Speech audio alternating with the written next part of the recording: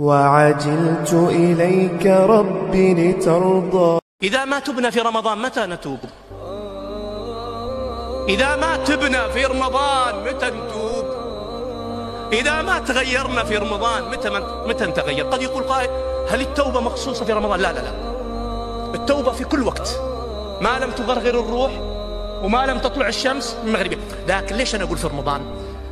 لأن رمضان الجو مهيأ لنا، أليس كذلك؟ بلى، والقلوب مقبلة على الطاعة، مقبلة على الخير، الناس تبي الخير، العالم الآن المسجد ممتلئ. الله يتقبل منا ومنكم صالح الأعمال، وأسأل الله أن يجعلنا ممن يدرك نحن ووالدينا ومن نحب ليلة القدر ونقومها إيمانا واحتسابا. قلوا آمين.